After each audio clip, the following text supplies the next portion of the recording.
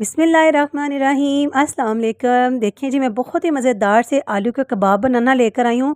आप इसको एक बार ट्राई करोगे तो आप चिकन के क्या, गोश्त के क्या, ठीक है, इन दोनों चीज़ों के कबाब बनाना भूल जाओगे। आपको यही आपके जो माइंड में फ़िक्स हो जाएंगे कि बहुत ही कमाल के ये बनकर रेडी होंगे, ठीक है।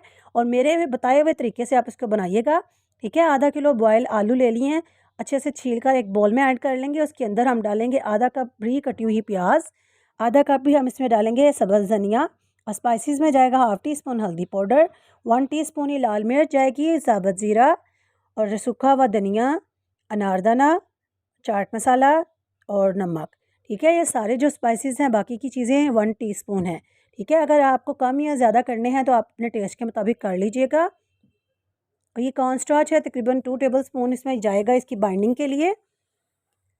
ये देखिए, अच्छे से हमने आलूओं को अपने हाथों से मैश कर लेना है और इसका बिल्कुल इक्वल सा हमने इसको मिक्स करके रेडी कर लेना है कि ताकि इसकी जो स्पाइसेस हैं, ऑल स्पाइसेस अच्छे से इसके अंदर रच जाएं, ठीक है।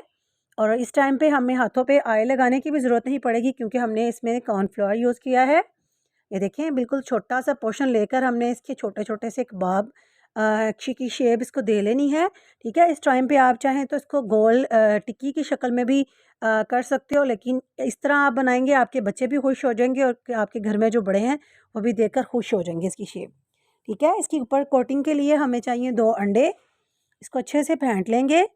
और ब्रेड क्रम्स चाहिए हमें, इसको क्रिस्पी सा करने के लिए कबाब पकड़ेंगे, अंडे में डिप करेंगे और ब्रेड क्रम्स से अच्छे से इसको हमने कवर कर लेना है ताकि इसको अच्छे से क्रिस्पी करने के लिए।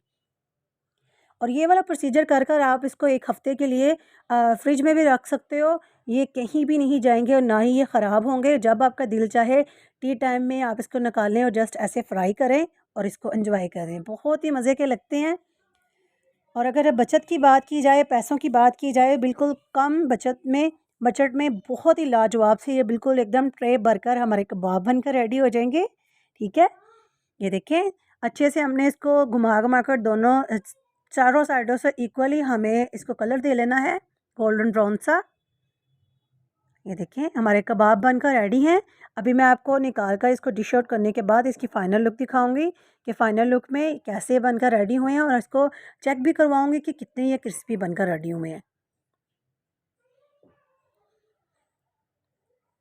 और साथ ही साथ आप ये देखें जी, बहुत ही कमाल के बनकर रेडी हैं। और मेरे चैनल को सब्सक्राइब कर दिया करें, बेल के आइकन को प्रेस कर दिया करें। मैं आपको इसकी अभी क्रिस्पीनेस दिखाती हूँ कि कितने क्रिस्पी हैं। ये देखिए जी, बहुत ही क्रिस्पी।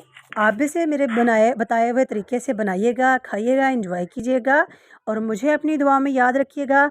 चैनल को सब्सक्राइब किए बगैर, वीडियो को लाइक और शेयर किए बगैर, और क्या इसको कहते हैं, और प्यारा सा कमेंट किए बगैर भी मत जाया करें, ठीक है।